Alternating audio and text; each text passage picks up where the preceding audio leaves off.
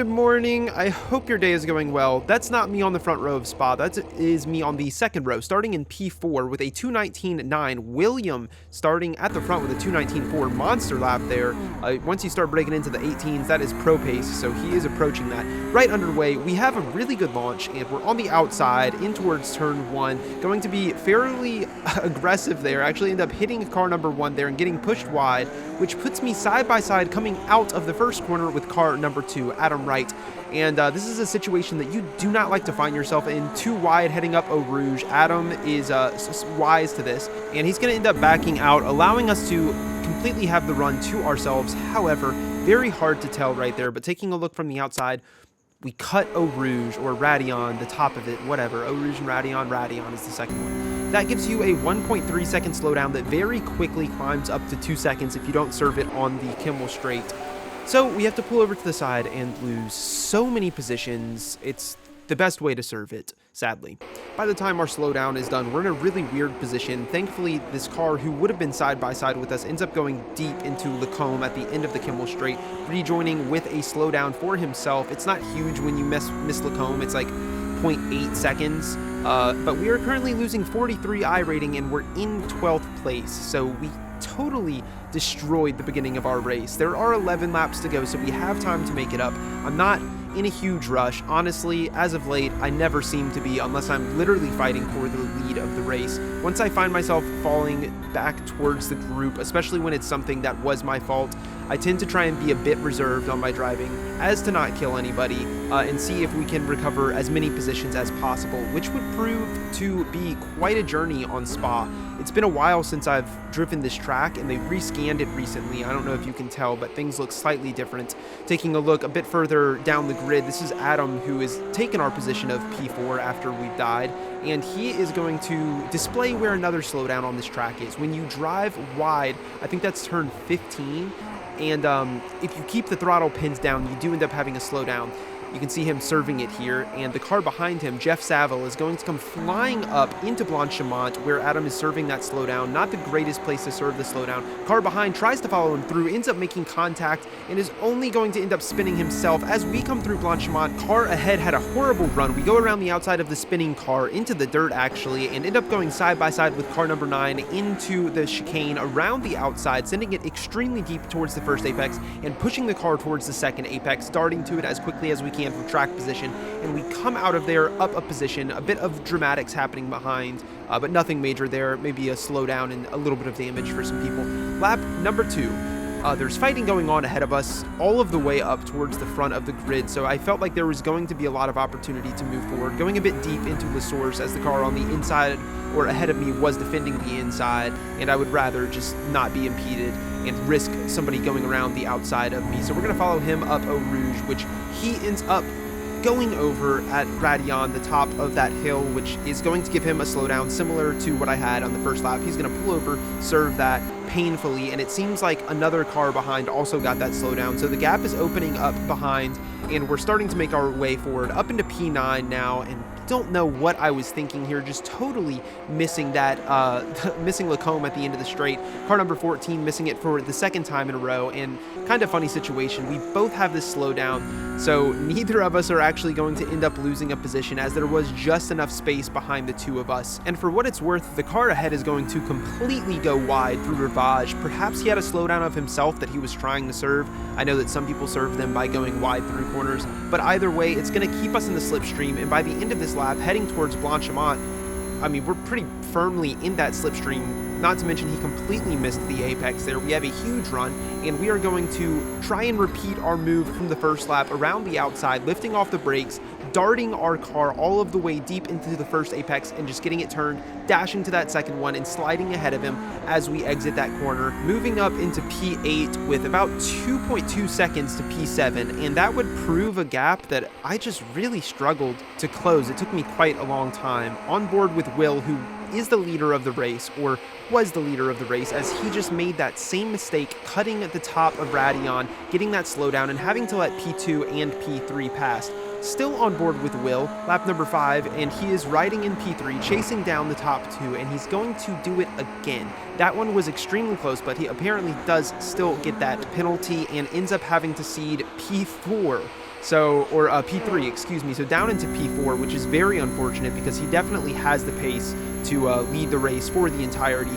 We are a bit behind Will, still chasing down P7, and 2 seconds away. That gap hasn't really changed. I was just struggling to keep up with these guys even. I mean, the gap was pretty stagnant.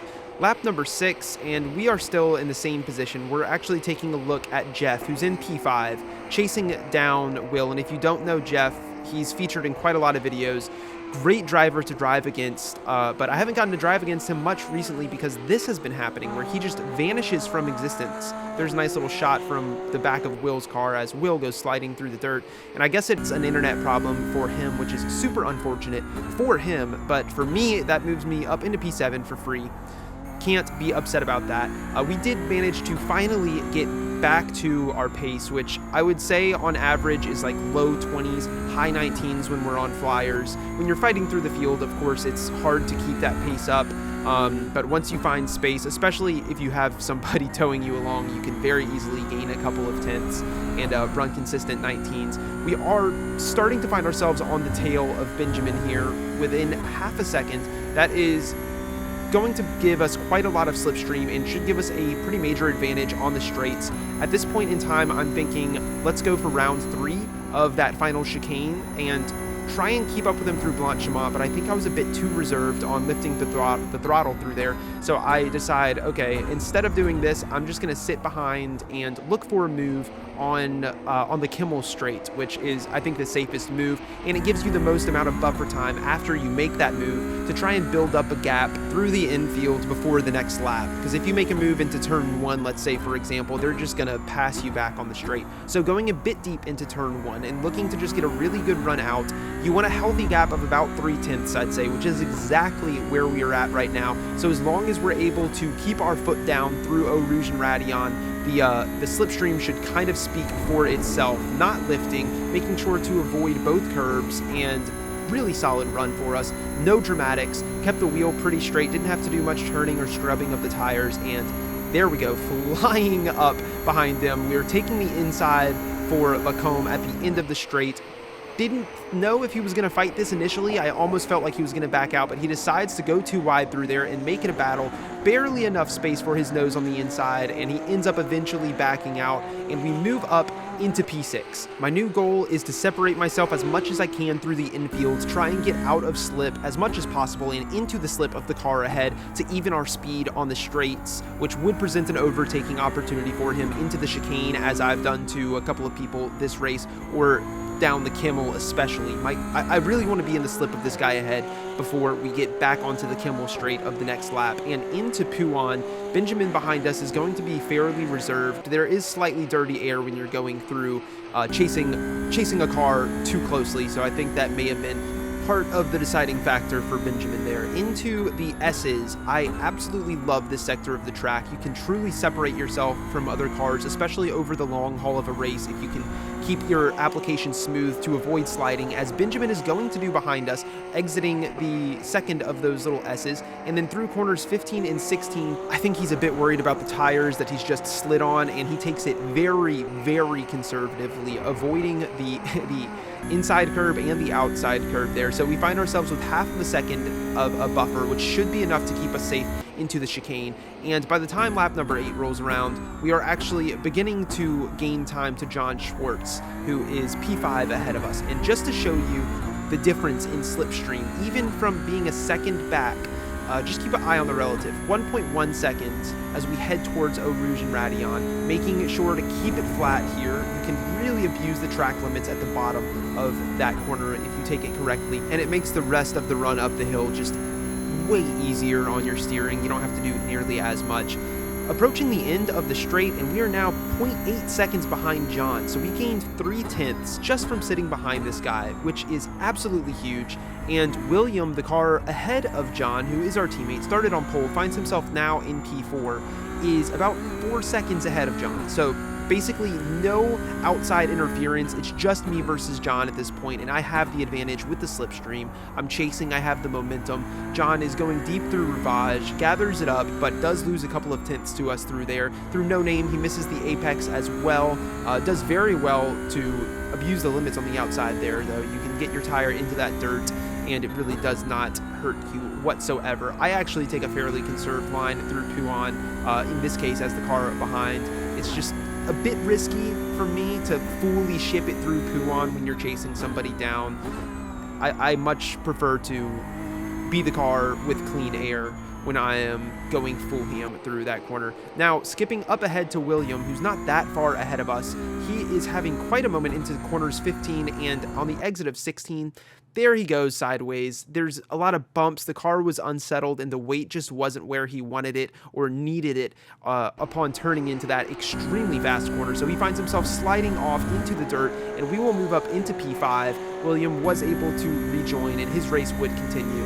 Now, this is been turned into the battle for P4 between myself and John, and with a gap that is extremely similar to the one I had between myself and Benjamin not that long ago, I am planning to execute the same plan, which I think is the best opportunity to pass on this track at the end of the Kimmel. So we'll stay behind John, try and tail him pretty closely up towards turn 1, and really just focus on getting a clean run through turn 1. If you try and push too hard here, end up sliding the tires, killing your momentum. That can keep the car ahead safe. So I find it much safer to just have a slightly later apex as that car chasing and just use the slipstream to your advantage. Don't try any heroics, especially when he has no slipstream from anybody ahead. This should be a pretty cut and dry move. And if you look at the difference between John and my line on the entry of Eau Rouge, he was extremely tight there, and I'm pretty sure he lifted because we gained a ton of time up Eau Rouge and Radion. And that's going to lead to a move that should get done pretty quickly. He is holding the inside, so this could cause problems if he tries to keep the inside, but I think he actually lifts off and decides, you know what, let's just try and lose as minimal time as possible to that car behind. However, he did have a slightly narrow entry as he was kind of still on the inside at the end of the straight, and he's going to feel the consequences of that all of the way through the comb, and we're able to separate ourselves by a couple of tenths already, which is really big. And if we're able to keep that up, hopefully we can keep him off of our tail and maintain P4, which is where we started this race. Now, taking a look at the cars ahead, there is actually a lapped car in between all the leaders. So P1, P2, lapped car, and then Adam, who's in P3. And I was really hoping, just watching my relative, that these guys would have some sort of kind of dramatics, but none to be seen, as the lapped car does very well to get out of the way. And I was a bit not upset about that, obviously, but I lost a little bit of hope because I think when there's somebody that's just so far ahead you can't catch them, any opportunity for something to happen to them just gets you a bit excited and optimistic. But as you can see, we're on the final lap now, so that probably means that nothing happened, and honestly, nothing really did. We end up crossing the line with a growing gap to the cars ahead and behind in P4, pretty much on an island, but back where we started. So iRating loss was negated, and bad race overall, I would say, was negated as well. It was a very satisfying race. Not the best result in the world. I think we had the pace to fight for the podium, but better than Will's, who ended in P16 with a lot of dramatics. I'm not going to show all of them, or any of them really, because it just wasn't a good display of his pure pace that he has. Green in both areas, not a super common occurrence for me. Now, into qualifying on the next race, and this race was hell on earth for me. Everything went wrong. Just about everything went wrong. It ended in the worst way possible. I'm going to show you guys my second qualifying lap. It was a tidy run through the source, up Eau Rouge and Radion. We're flat out. We're basically avoiding that curb, and the car is damn near straight all of the way up. Absolutely lovely. Through the comb, use a lot of the curbing on the entry so that you can kind of set up to use all of the curbing on the inside and outside of the next two corners, especially this final one. You want to get a wheel up on that green, and it will help kind of pull you around into No Name, arguably my worst corner, but I was able to get a fairly late apex with a lot of rotation there, getting on throttle super early, and into the final chicane. My goal was just to carry as much speed as possible, which ends up with me going fairly deep into that first apex, but I mean, depending on how much speed you carry in there, sometimes it's worth it, especially on a qualifying lap. And we fly through for a 2:19.5, which didn't move us up at all, actually. We stayed, once again, in P4, same place. The guy at the top is doing 18.7s, which is basically pro pace. I think he is a pro. Joey had a rough go of qualifying. He's starting in P13, so quite a few places behind us. but not for very long as I don't know if you heard that, but I fucking spun my tires. Oh my god, I hate myself so much, and everybody is going past me. I'm losing just so many positions, and into the first corner, I almost run into the back of that blue guy, so I go around the outside of him, and end up going 3 wide towards Eau Rouge. This is just a situation that, I mean, 2 wide is bad enough, but with 3 wide, multiple people are probably going to have to back out here. We're on board with Joey, who is behind us now, by the way. We've lost that many positions. And I back out. These guys run into each other. I take a very conservative run up there because I was expecting this guy who got knocked off to the side to, like, rejoin sideways or something. He actually rejoins fantastically. Really good rejoin from him. But I am going to slow down myself with that and Joey, and I'm going to put Joey in the fucking torture chamber. Like, the whole grid is coming up behind him, and I wanted to pay for my sins. I did this to Joey, so I'm going to try and help him out here. Going side by side, slowing down early to try and create a blockade so that Joey doesn't end up losing a position. And we go side by side, trying to create a wall and keep both of us safe. And by the time we get out of Lacombe, we've done it. I'm holding back the fucking dam here. I was expecting this guy to send it up the inside, as that was fairly aggressive defense from me, but he doesn't. He actually ends up backing out, so we keep that position, and we're going to ride behind Joey in P11. So we have fallen back, 7 positions? Holy shit, I am so fast at math. That's crazy. That was right on the first try. They're 2 wide through Pouon up above. What the fuck? I mean, in front of us. And Joey is going to just drive into the middle of nowhere on the exit of Pouon. Thankfully, he avoided the bump that's out there and didn't die, because it's very easy to do. The cars that were fighting through Pouon are still fighting through Blanchimont, run into each other. Joey is able to scoop up the inside, and looks like he has enough momentum to go flying past even car number 4, so he will move up 2 positions. I get stuck behind these guys trying to kill each other, and I expected that they would kill each other at some point. Little bit of a slide there from car number 4. Take note, because it's going to happen again. So yeah, my plan was, let's just see if these guys kill each other. And Joey was able to build up a little bit of a gap until he drove into the dirt on corner 16, similar to what Adam Wright did in that last race. That does give you a slowdown, and you'll see that Joey doesn't serve it for quite some time. I think it builds up, because heading towards the chicane, he is going to lose so much time letting both of those cars through that he just got past, and then I am going to end up finding my way through as well. His slowdown is now gone, and thankfully him kind of slowing down through that chicane, I think, ended up pitting the cars behind against each other, so it keeps Joey safe on the start of lap number 3.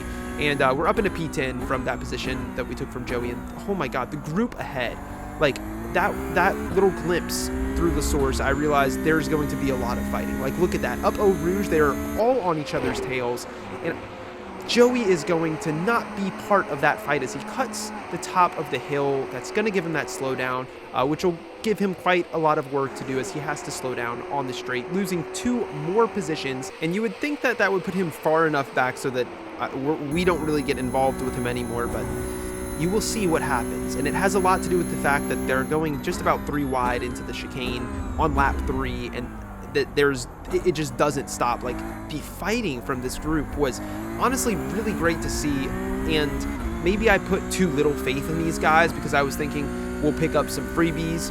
That's not exactly what ends up happening. Side by side, ahead of us and ahead of them as well through La Source, everybody's swapping positions back and forth. I'm in a really, really good position, just sitting here at the back, watching everything go down, and hoping that I can pick up the pieces when it all falls apart, which I expected to. Through Eau Rouge and Radion, the car ahead maybe didn't get the best entry there, as it seems like he lost a bit of speed going up the hill. And I pull to the side just to admire all of these cars in front of me before we go into the next corner, because I didn't really want to fight. You can hear me lifting, entering into it, and they are 2 wide at the front of this group. I don't think either of them were going to leave space for that car on the outside, who gets sent flying across. He gets a slowdown, and this will show you just how much time we're losing right now in this big group. That car who had a slowdown is able to basically serve it, I mean, without really slowing down at all. They're still side by side up at the front of this group, and they're pretty much going to stay that way. Eventually he tucks in, but look how close everyone is. I think we were about 1.5 seconds off of our optimum time through that that run of Lacombe just now. So looked like it was going to be one of those races where you have to accept that pace just doesn't fucking matter right now. It's all going to be about fighting and racecraft in a group like this. Heading into the chicane for the 4th time at the end of the lap, and one of the cars who's been fighting quite a lot, car number 6, sliding out. That's 1 free position, and then 4 sliding out on the exit, and we run into the side of him, end up getting booty bumped and slid around back in front of him, trying to keep our car on track. Somehow we both stayed facing the correct direction, like miraculously. We are going to lose a ton of time, and we're just thrown into this battle with Joey behind and all of the cars he's been battling with. He lost a lot of time from that as well. And going into Lacombe, trying not to run into the car ahead, who takes a really tight line there. And that's going to allow car number 4 to bias to slide up the inside. We find ourselves now 2 wide with the pink RD Sim Sport car on our left side. And this is like, I mean, yes, I could have fought this side by side, but I would rather back out and get a good run, and it proves to be the case as the car ahead just completely misses the apex of the fuck. What the fuck? What the fuck? Oh my god, I'm gonna back it up a little bit to show you guys what happened. So this is at the front of the group, these 2 guys bumping into each other. Car number 8 gets sent off, gets scraped by a guy swinging through behind. He's spinning around on the straight, ends up running into the wall, and I don't know why he did this. Why did you? Oh god, no. Like, you're right there. Okay, the front of his car was behind that tire mark, and you can see that by the time that we hit him, I mean, I think our car's at an angle where we actually would have avoided him if he would have stayed still. And I'll show you guys a couple of different angles of us just getting absolutely molested, like sent into the wall and turned into a spinning top. Both of us just spinning across. The view of this guy, somehow he didn't die when he just went through my car. I think I actually repaired his car somehow. But, I mean, you can't even be mad about that. I was mad, I was livid, but you really shouldn't be mad about that. Here's one more angle just for you all to enjoy that beautiful death that I had. And there's going to be a lot more spa races, but this one was over for us.